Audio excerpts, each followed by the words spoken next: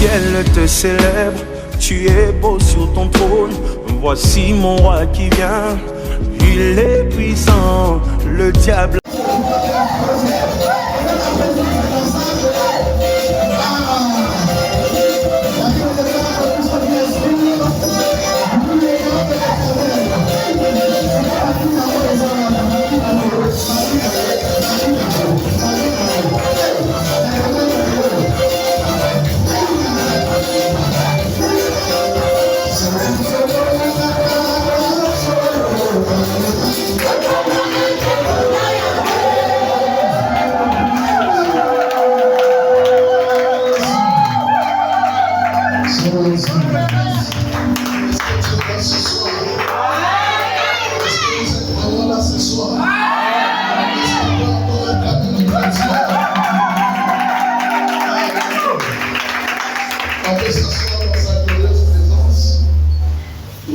Merci les chanteurs. Gloire soit rendue à Dieu ce soir. Alléluia. Nous bénissons Dieu pour ce privilège qu'il nous donne d'être dans sa demeure et d'être dans sa maison. La Bible dit qu'il est doux et agréable pour les frères et sœurs de demeurer ensemble. C'est de là qu'il répond de la bénédiction en abondance. Alors je rends grâce à Dieu pour ce premier jour d'ouverture. J'aimerais ce soir introduire, Amen, pour laisser la place aux orateurs qui sont invités pour cette première convention internationale de la miséricorde que nous avons dénommée CIM 2024. Ça veut dire qu'à la même période de l'année prochaine, nous allons encore célébrer la deuxième édition. Alléluia. Est-ce que tu peux venir faire l'acclamation, Seigneur?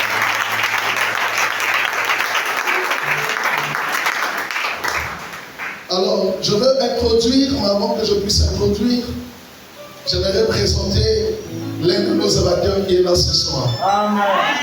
Alors,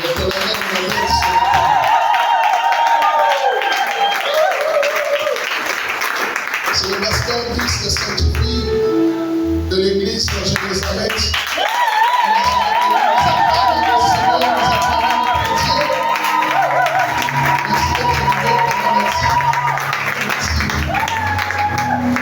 Vous avez le temps de l'écouter, vous avez le temps de le découvrir. Il a un grand ministère à Makayabou. J'ose croire que c'est parmi les grandes églises qui se trouvent à Makayabou. Ce que je dis, je pèse bien mes mots. Je n'ai pas l'habitude de mentir. J'aime dire la vérité. Alléluia. Vous aurez le temps de le découvrir dans la semaine. Amen. Amen. Alors, nous allons ouvrir nos Bibles dans le livre de Jean au chapitre 5. Nous allons prendre à partir du verset 1er pour comprendre l'historique jusqu'au verset 8. Jean au chapitre 5. Le verset 1er jusqu'au verset 8. Nous nous mettons debout pour donner le respect à la parole de Dieu. Lisons la parole de Dieu dans le livre de Jean au chapitre 5 à partir du premier verset. La Bible déclare, après cela, il y eut une fête des Juifs et Jésus monta à Jérusalem. Or à Jérusalem, près de la porte des brebis, il y a une piscine qui s'appelle en hébreu Bethesda et qui a 5 portiques. Sous ces portiques étaient couchés en grand nombre de malades, des aveugles, des boiteux, des paralytiques qui attendaient le mouvement de l'eau. Car un ange descendait de temps en temps dans la piscine et agitait l'eau, et celui qui descendait le premier après que l'eau avait été agitée était guéri, quelle que fût sa maladie. Là se trouvait un homme malade depuis 38 ans. Jésus, l'ayant vu coucher et sachant qu'il était malade depuis longtemps, lui dit, veux-tu être guéri? Le malade lui répondit, Seigneur, je n'ai personne pour me jeter dans la piscine quand l'eau est agitée. Et pendant que j'y vais, un autre descend avant moi. Lève-toi, lui dit Jésus, prends ton lit et marche. Alléluia. Amen. On peut acclamer le Seigneur, on peut s'asseoir. Les amis, nous avons une belle histoire ce soir. J'ose croire que tous les lecteurs de la Bible ont l'habitude de lire cette histoire. C'est vrai que c'est quelque chose qui s'est passé dans le passé, mais nous voulons le ramener à notre histoire actuelle. Parce que n'oubliez pas que la Bible, elle est prophétique. Tout ce que le Seigneur aurait dit dans sa parole, c'est une prophétie du temps actuel. Nous sommes dans une histoire là où Jésus devait être invité à une fête. La Bible déclare que la fête devait se réaliser où? À Jérusalem. Et lui, Jésus devait participer à cette fête. Vous savez, Jésus n'est pas quelqu'un qu'on peut prendre au dépourvu. Même si on peut le prendre au dépourvu, mais lui, dans son plan final, dans sa volonté, il sait ce qu'il devait accomplir. La Bible déclare à Jérusalem, près de la porte de Brebis, il se trouvait une grande piscine qu'on appelait en hébreu Bethesda. Et tout autour de la piscine, la Bible déclare qu'il y avait 5 portiques. Il y avait 5 portes. Et dans chacune des portes était couché un grand nombre de malades. Des paralytiques, des aveugles, des boiteux, des sourds-muets, des personnes de divers problèmes. Ils se trouvaient dans chacune des portes qui se trouvaient tout autour de la piscine. Et ces malades, ils étaient en train de faire quoi? Ils étaient en train d'attendre quoi? La Bible déclare qu'ils attendaient le mouvement de l'eau. Parce que c'était une piscine. Là où les personnes étaient tout autour de la piscine. Et l'eau qui se trouvait de la piscine, la Bible déclare un ange du Seigneur descendait de temps en temps dans la piscine. Et pendant qu'il descendait dans la piscine, si quelqu'un qui se trouve parmi l'une des portes se trouve que son problème lui fait très mal, pendant que l'ange est en train d'agiter l'eau, la Bible déclare qu'il devait tomber dans l'eau. Et il devait être guéri de sa maladie, quelle que soit la durée, quelle que soit l'efficacité, quelle que soit l'ampleur de son problème. Alors ce jour-là, pendant que l'ange descendait, il y avait des gens qui pouvaient tomber dans l'eau parce qu'ils avaient tous leurs membres inférieurs et supérieurs intacts. Mais il y avait un homme. La Bible dit qu'il était paralytique depuis 38 ans. Ça veut dire que la Bible ne nous raconte pas son âge. Mais pendant 38 ans, depuis 38 ans, il était en train de souffrir de la paralysie. La paralysie est une maladie qui rend les membres inférieurs et supérieurs inertes. Et ça ne peut pas bouger. Et c'est parmi l'une des maladies causées par des AVC, des accidents cérébraux, vasculaires. Cet homme paralysé, pendant que l'ange agite l'eau, et il y a un premier qui arrive, lui il ne peut pas aller. Pourquoi? Parce qu'il est paralysé. Il faut que quelqu'un le porte. Il faut que quelqu'un le soulève, le jette dans la piscine pendant que l'eau est agitée. Mais lui, il n'a personne qui peut le jeter dans l'eau pendant que l'eau est agitée. La Bible déclare, pendant qu'il veut partir, une autre personne va avant lui. Parce qu'une autre personne n'a pas la même mobilité que lui. Une autre personne n'a pas la même énergie que lui. Une autre personne n'a pas la même force que lui. Parce que lui, il est paralysé. Pour qu'il tombe dans l'eau, il faut qu'on le soulève. Donc, ce qui fait que la personne est restée à la piscine de 38 ans. Je ne sais pas combien de temps tu as ton problème là. Amen. Moi, je ne sais pas. Mais la suite de cette prédication donnera la solution.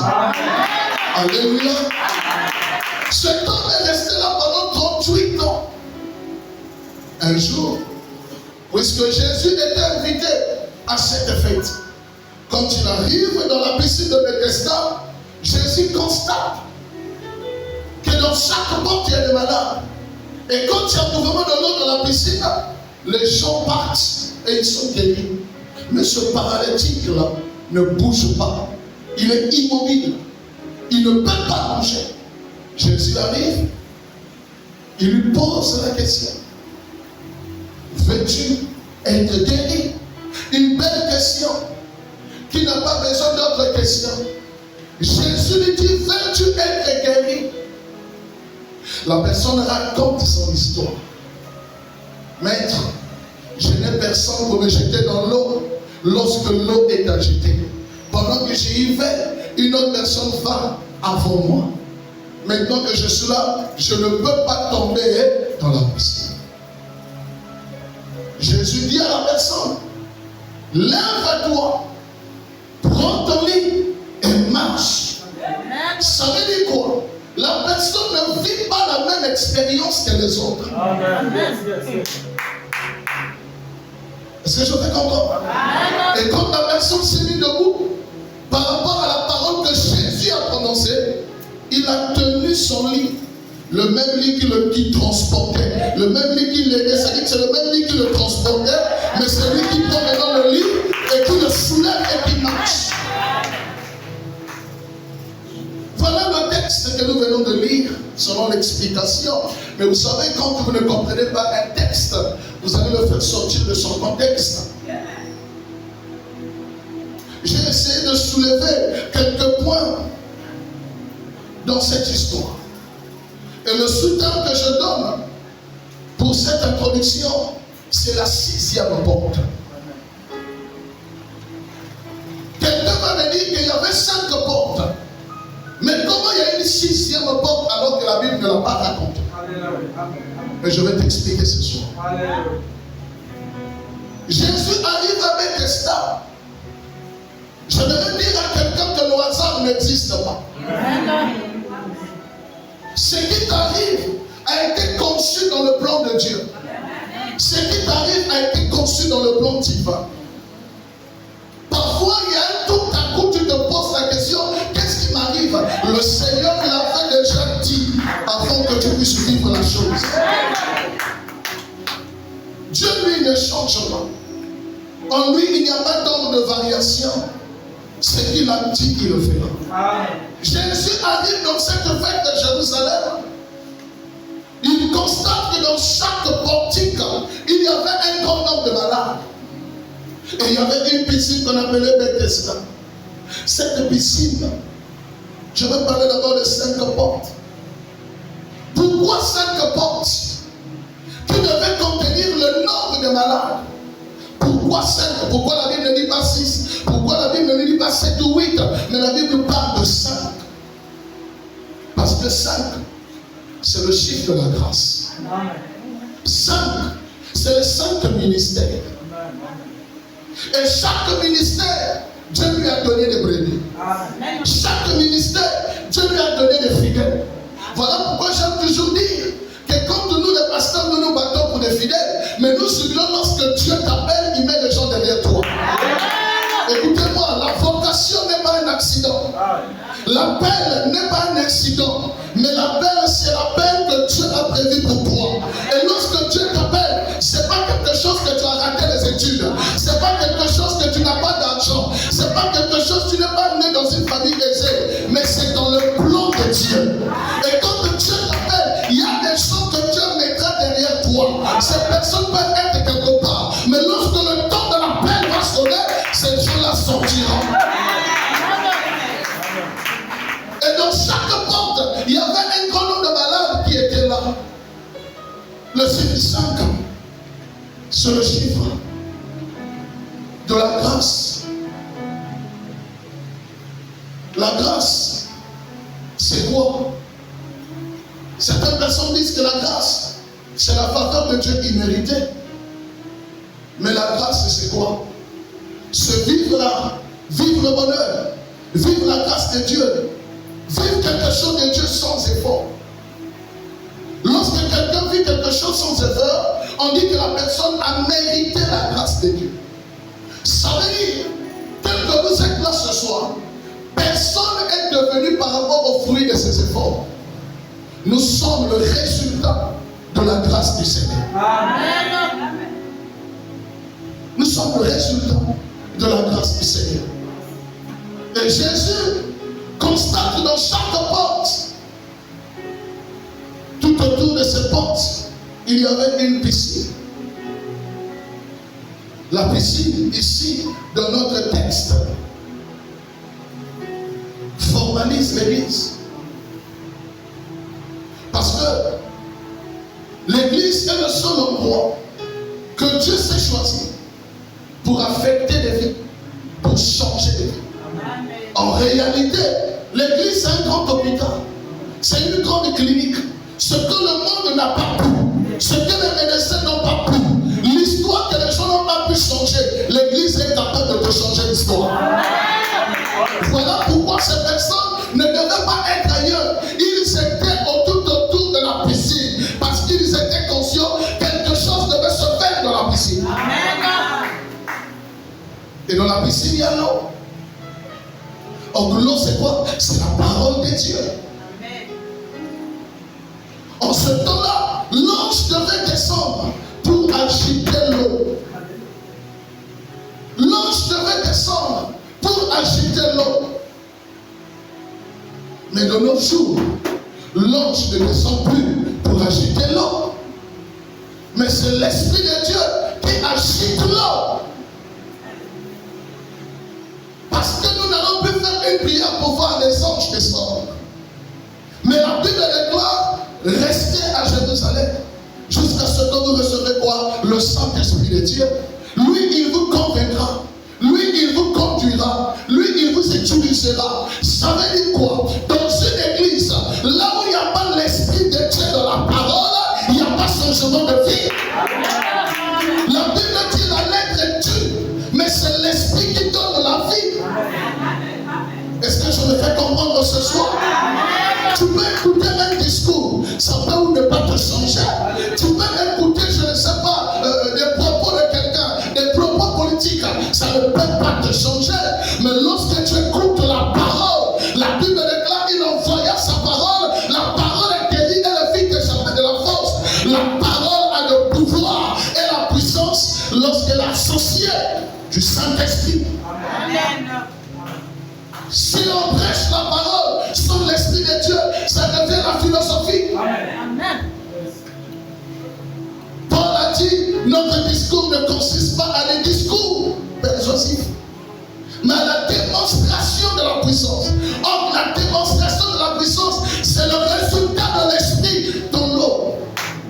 S'il n'y a pas l'Esprit dans l'eau, il n'y aura pas de démonstration de la puissance. Voilà pourquoi tu as vu avec la fille que tu venais. Voilà pourquoi tu as vu avec la maladie que tu avais. Voilà pourquoi tu as constaté avec tous les conseils que les gens t'ont donnés. Rien n'a changé. Mais le jour que tu as rencontré une parole agitée par l'Esprit, une parole agitée par l'Esprit, la Bible déclare les paroles sont vie et esprit. Donc agitée par l'Esprit, il y a quelque chose qui se passe. Il y a quelque chose qui va déranger l'humanité. Écoute-moi bien dans le Seigneur. L'homme ne peut pas changer par les conseils d'un professeur. L'homme ne peut pas changer par les conseils de ses parents. Mais l'homme peut changer par la rencontre de la parole de Dieu. Cette parole, là où il y a l'Esprit de Dieu, c'est ça qui est important. Cette parole, là où il y a l'Esprit de Dieu. Mais pendant que l'Esprit de Dieu agite la parole, cette personne ne peut pas tomber dans la parole. Pendant que l'Esprit est en train d'agiter, parce que lui, il est paralysé. La Bible dit, Jésus le rencontre. Jésus dit à cet homme, veux-tu être guéri? Les amis, lorsque la grâce est là, n'existe plus. Amen. Amen. Amen. Si la grâce n'était pas puissante, Jésus ne venait pas. Amen. Jésus a dit, je ne suis pas venu abolir la loi, mais l'accomplir. Parce que la loi est un pédagogue. La loi, c'est l'homme des choses à venir. Cet homme ne devait pas faire la même chose que tout le monde. Parce que tout le monde devait faire la gymnastique de tomber dans l'eau pour être guéri. Mais lui, il n'est pas tombé dans l'eau. Pourquoi? Son cas était différent. Pourquoi? Il était dans la nouvelle alliance. Pourquoi? Il était dans le domaine de la grâce. Écoute-moi, tu ne feras pas les choses comme tout le monde, mais tes choses seront différentes. S'il y a des gens qui ont trouvé le boulot parce qu'ils ont couché avec un directeur, un chef de personnel, toi tu ne feras pas cela, mais le boulot viendra vers toi. Un prédicateur nous a dit ici que la grâce c'est conduire une voiture avec une boîte automatique. Lorsque vous conduisez la voiture avec une boîte automatique, vous n'avez pas d'effort à fournir. C'est elle-même la boîte automatique qui fait des vitesses. Je parle à quelqu'un, lorsque la grâce est là, l'homme disparaît, c'est Dieu qui apparaît. Et quand Dieu apparaît, il devient pour toi la 6e porte. Amen. Parce que la 5e porte, c'était les 5 portes où étaient couchés les malades. Mais cette personne a reçu Jésus physiquement. Amen. La Bible déclare Jésus est la porte des brebis. Et celui qui rentre par lui aura quoi? La vie éternelle. Aura quelque chose. La 6e porte qui est Christ est venue vers cet homme. C'est le mystère de la grâce. Dans la loi, c'est l'homme qui faisait des efforts pour aller vers Dieu. Mais dans la grâce, c'est Dieu qui vient vers l'homme. Voilà pourquoi, tel que vous voyez, il y a certaines personnes qui font parfois certaines choses dans leur vie, ils ne comprennent pas qu'est-ce qui se passe. Mais la grâce de Dieu est sur nous. Je ne sais pas s'il y a quelqu'un qui compte sur la grâce de Dieu. Mais avant de continuer, j'aimerais qu'on explique notre thème. Le thème il dit prends ton lit et marche. J'ai essayé de consulter le dictionnaire Larousse pour qu'il me donne que veut dire le verbe prendre, qui est le premier mot pour dire le premier verbe de notre phrase. Prendre veut dire quoi? Saisir. Prendre veut dire quoi? Mettre en sa main. Prendre veut dire quoi? Saisir une chose. Prendre veut dire quoi? L'enlever quelque chose. Prendre veut dire quoi? Tirer quelque chose en soi-même. Prendre veut dire quoi? Apporter quelque chose sur soi. Prendre veut dire quoi? S'emparer des choses.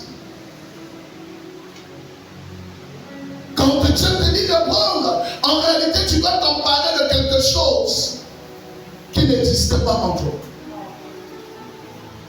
Quand Dieu te dit de prendre, ça veut dire que Dieu te dit de saisir une opportunité, de saisir une faveur que tu n'avais pas hier, que tu ne recevais pas hier. Jésus dit à cet homme de 38 ans, ne me raconte pas ton histoire. Même si tu as personne qui te jette dans l'eau, mais moi je suis là. Quand je suis là, tu n'as plus d'effort à fournir. Quand je suis là, tu n'as plus d'expérience à surmonter. Quand je suis là, tu n'as plus de capacité à mettre en évidence. Moi Dieu, je suis déjà tout pour toi. Moi Dieu, je suis déjà ce que tu cherches. Moi Dieu, je suis déjà ce que tu veux découvrir. Je parle à quelqu'un ce soir qui est en train de chercher certaines choses. Ce que tu cherches, c'est Dieu la source. Amen. Voilà pourquoi Jésus a dit à la femme samaritaine, donne-moi cette eau pour que je boive parce que j'ai soif. La femme samaritaine raconte à Jésus, je ne peux pas te donner cette eau parce que c'est un puits conçu par notre père Jacob. Et toi tu es juif, moi je suis samaritain. Il n'y a pas de liaison, il n'y a pas de relation. Jésus dit à la femme samaritaine, l'eau que je te demande, je pourrais boire ça. et j'aurai toujours soif. Voilà pourquoi, quand tu as des bénéfices, quand tu as des victoires sans Dieu, tu cherches toujours des victoires. Parce que Jésus n'est pas là. Mais Jésus dit à la femme samaritaine, l'eau que moi je te donnerai, tu boiras et ça va étancher ta soif. Tu n'auras plus soif. Et c'est de l'eau qui jaillira jusqu'à la fin de ta vie. Bien-aimé, Jésus est tout pour nous. Amen. Jésus est le meilleur cadeau que Dieu a donné à l'humanité et à l'Église. Voilà pourquoi, vous savez, hier nous étions au dîner avec madame, on m'a demandé à un monsieur de prier, parce que le monsieur prie chez Guy-Émile, le foie du sais quoi, je ne sais pas comment on l'appelle. Et quand on m'a demandé à ce monsieur de prier, écoutez la phrase. Au nom de Guy-Émile, c'est-tu quoi, je ne sais pas c'est-tu quoi, nous recommandons ce dîner-là entre tes mains. J'ai dit hier, quelle abomination! Quelle abomination! Comment voulez-vous donner l'honneur à un homme que Dieu a créé? Comment vous donnez-vous la capacité du droit de veto à un homme qui est mortel? Et ce qui me fait mal, c'est que dans ces églises-là, il y a des intellectuels. Mais dont la connaissance et l'intelligence est bornée, captivée par l'ennemi. La Bible dit, il n'y a pas un nom qui nous a été donné par lequel nous devons être sauvés. Dans le ciel, sur la terre, sous la terre, si ce n'est que le nom de Jésus. Les amis, sans le nom de Jésus, il n'y a pas ce que tu cherches. Je parle à quelqu'un ce matin. Aucun démon obéit au nom d'un homme. Mais le démon obéit à un homme dont ils connaissent qu'il a fait quelque chose sur la terre et dans le ciel. Je voudrais dire à quelqu'un ce matin, le nom de Jésus est plus puissant que le nom de ton oncle. Le nom de Jésus est plus puissant que le nom essentiel de ta famille. Le nom de Jésus est plus puissant que toutes les personnes qui te combattent. Le nom de Jésus est même plus puissant que ta maladie. Pendant que je parle, que ta maladie te quitte à l'instant. Alléluia. Jésus dit à son paralytique, tu cherches des contours pour rien. Moi je suis là. Il y a des gens qui cherchent des contours. Ils vont à la franc-maçonnerie, ils vont dans la rose-et-croix, ils vont vendre le corps, ils vont vendre les cheveux, ils vont vendre des organes pour avoir le bienfait de la vie, pour avoir le bonheur, pour avoir tout ce que vous cherchez. David dit dans sa parole, l'Éternel est mon berger, je ne manquerai de rien. Amen. David dit, oui, le bonheur et la grâce m'accompagneront tous les jours de ma vie et j'habiterai dans la maison de Dieu. Les amis, il n'y a pas de bonheur sans Dieu. Et le Dieu que je ne parle pas du Dieu que tu as entre les reins. Je ne parle pas du Dieu que tu as caché sous le lit. Je ne parle pas de canarie. Je ne parle pas de la calebasse. Je ne parle pas de la bouteille. Je ne parle pas du torchon rouge. Mais je te parle de Jésus mort et ressuscité le troisième jour. C'est ce Jésus que je te parle ce soir.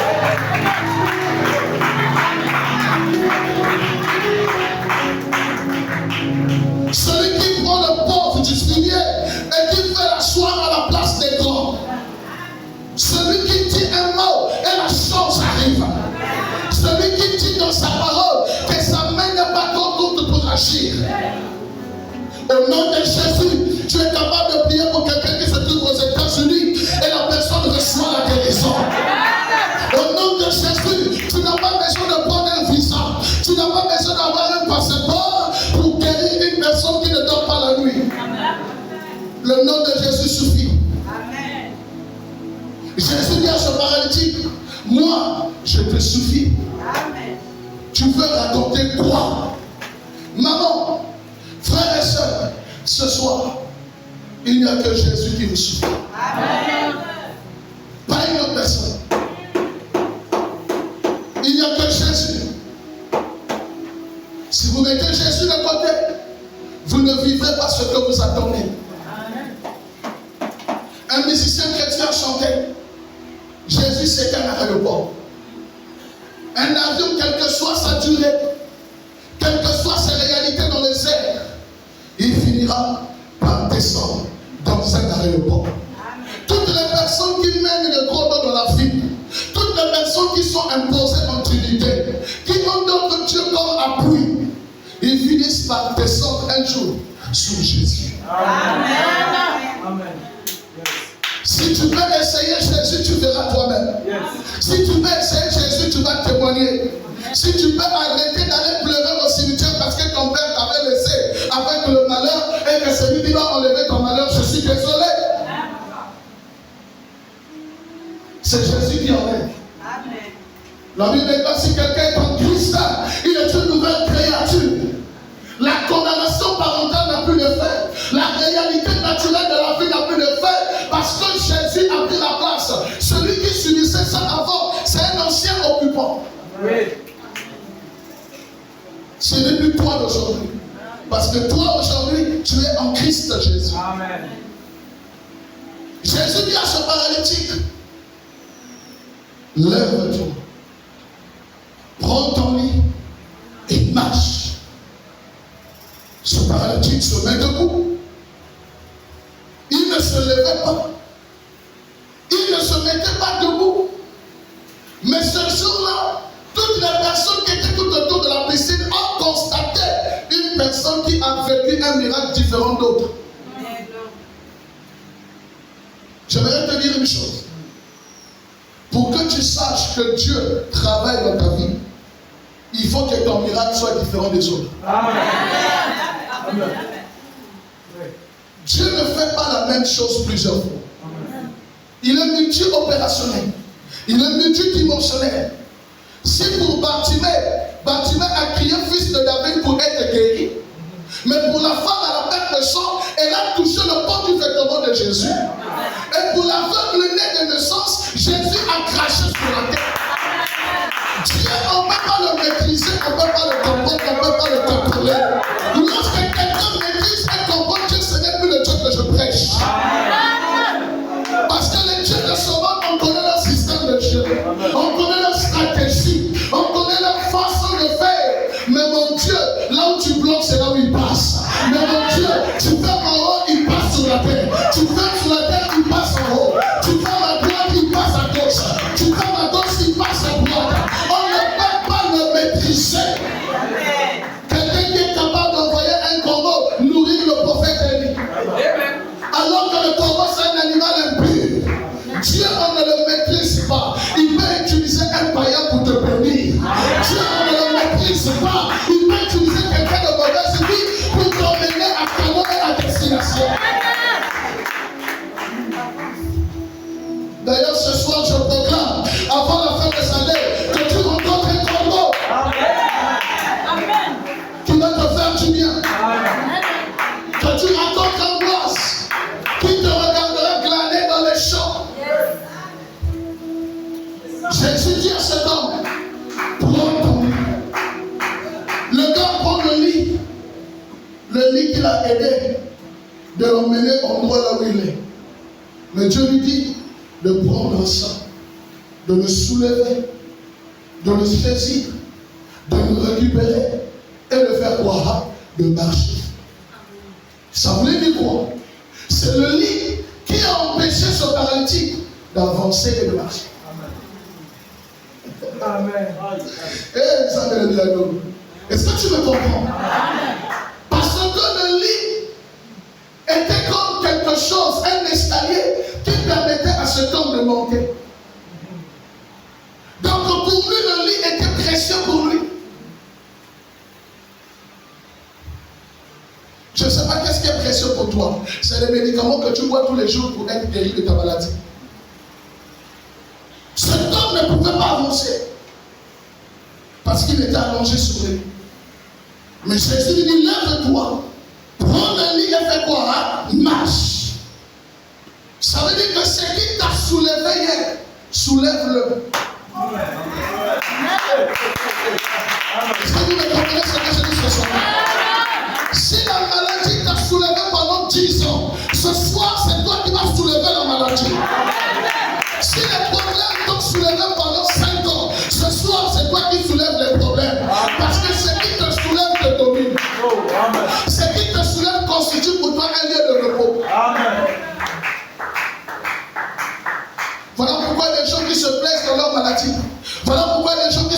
leurs conditions. Mais Jésus te dit, prends ton lit et marche. Lorsqu'on dit de marcher, on te demande de faire quoi? De faire un mouvement. En d'autres termes, on te dit de faire quoi? D'avancer.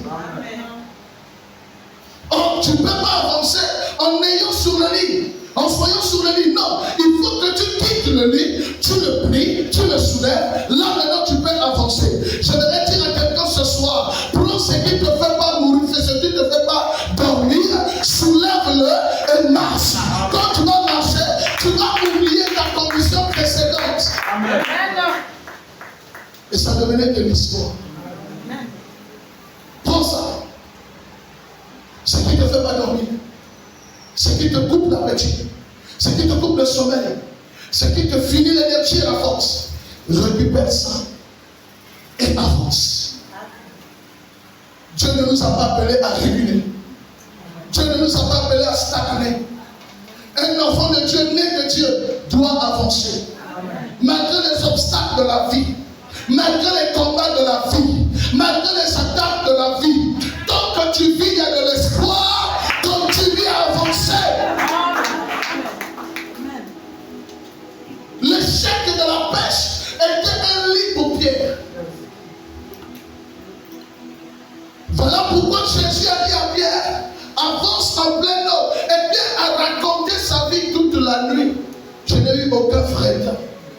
Mais sur ta parole, je vais jeter le fil. Les amis, rien ne dure éternellement. Rien ne dure éternellement. Et la Bible déclare, les ténèbres ne régneront pas toujours. Ça ne régnera pas toujours. Il y aura un jour que le Seigneur se manifestera. Le Seigneur descendra. Je parle à quelqu'un de prendre ce qui l'embêtait, de le soulever, de le prendre et de marcher. Qu'est-ce qui t'empêche de marcher? Le mauvais rêve? Qu'est-ce qui t'empêche de marcher? La maladie? Qu'est-ce qui t'empêche de marcher? Ce que tu vis, je te dis ce soir, de le soulever et marche. Amen. L'échec n'est pas la fin de l'histoire. Mais l'échec, c'est un langage.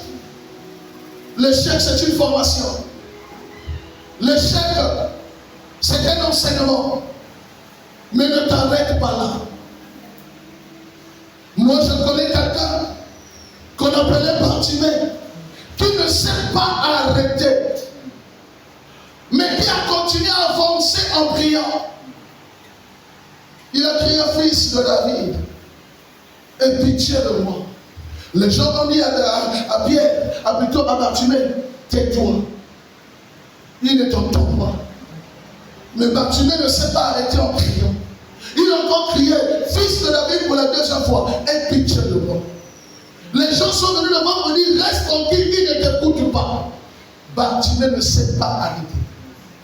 Tous ceux qui arrêtent, tous ceux qui ne fournissent pas les efforts après les obstacles, c'est des lâches. Amen. Est-ce que tu es là? Amen. Nous sommes de la race des vainqueurs. Et nous ne sommes pas que vainqueurs, nous sommes plus que vainqueurs. Amen. Ça veut dire que ce que Jésus a fait, Jésus avec nous, on devient plus que vainqueurs. Amen. Voilà pourquoi tu ne peux pas arrêter, tu ne peux pas reculer, tu ne peux pas abandonner. Malgré le lit qui est là qui t'empêche, Dieu te dit soulève le lit et avance. Je parle à quelqu'un qui a commencé de faire quelque chose et qui est fatigué des échecs.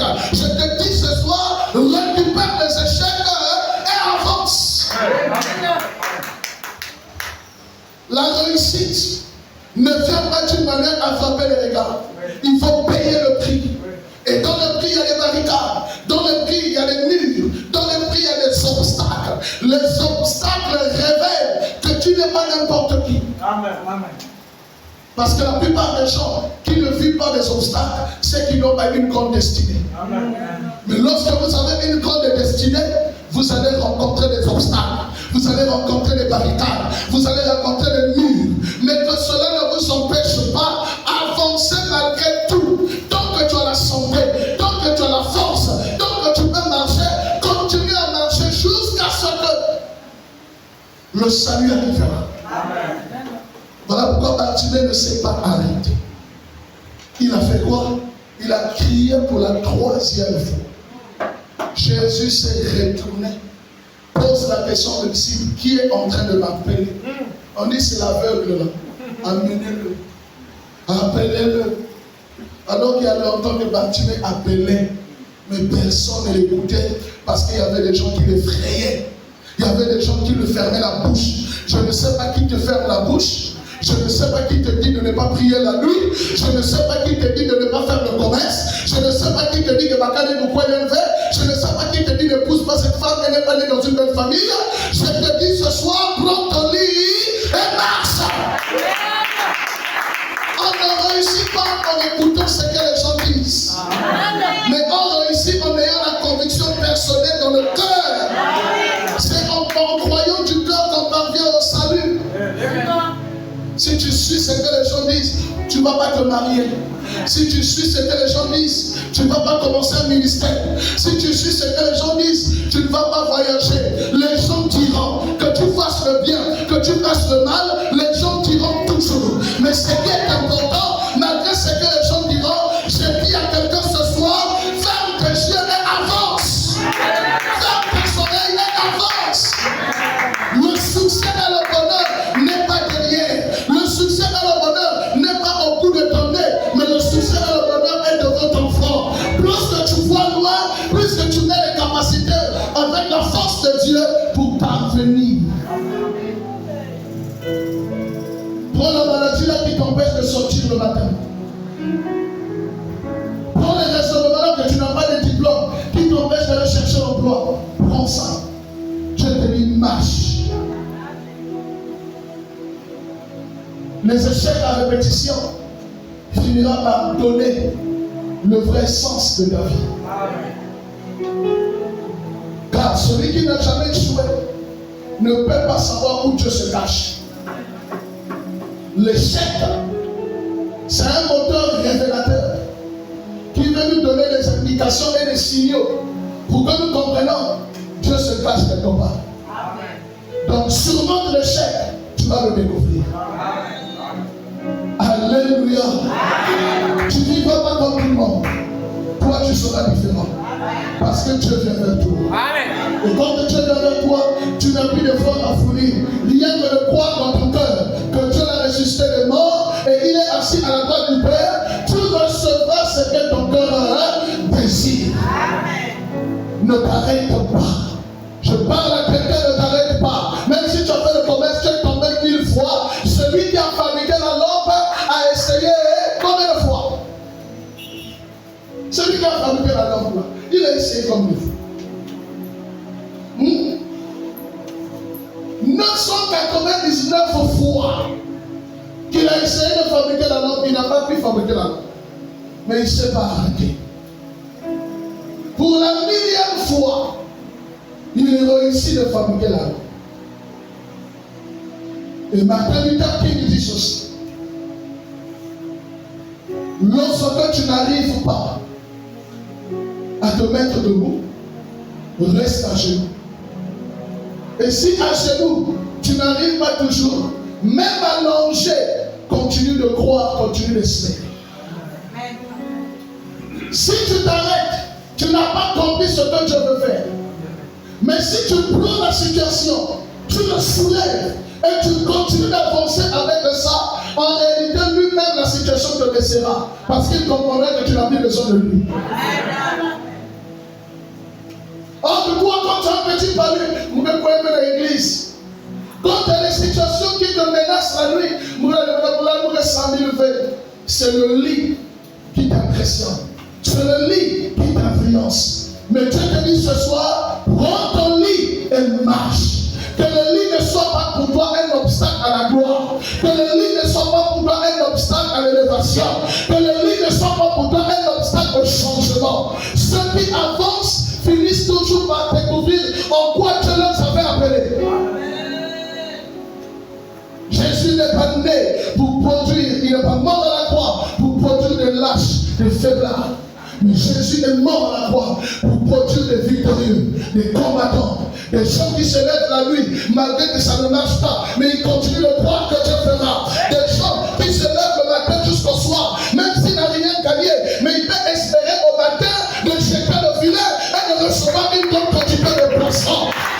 sois pas abattu, ne sois pas angoissé. Je te dis, prends ton lit, marche, avance, jusqu'à ce que Dieu verra. Est-ce qu'on peut acclamer le Seigneur ce soir? Priez le Seigneur. Alléluia. Les gens peuvent s'approcher.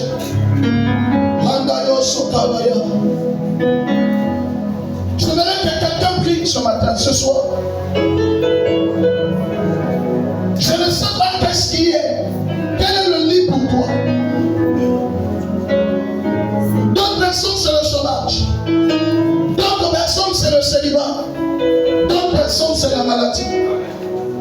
D'autres personnes, c'est la galère, la pauvreté, la sécheresse financière. D'autres personnes, c'est les limites de la vie. Ils ne peuvent pas dépasser un certain seuil établi par l'ennemi. Mais Dieu te dit ce soir de prendre ton lit et d'avancer. Avance avec ce que tu as. Avance avec ce que tu suis. Et là, on va commencer à prier.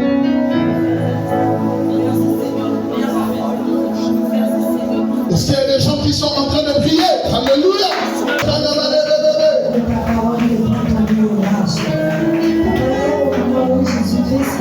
Prie ton Dieu, prie le Seigneur.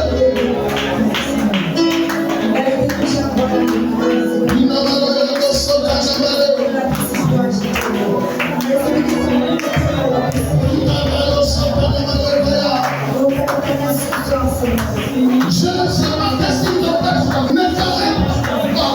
Ne t'arrête pas d'avancer. Alléluia.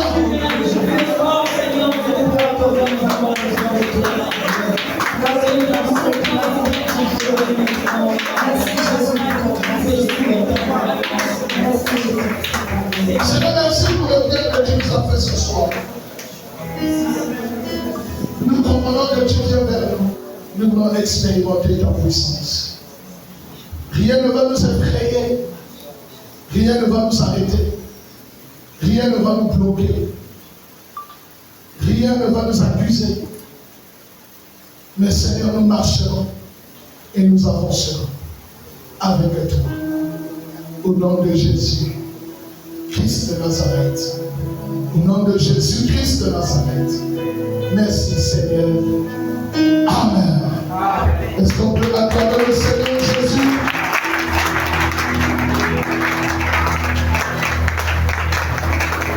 Nous allons chanter le Seigneur pour donner nos offrandes à Dieu.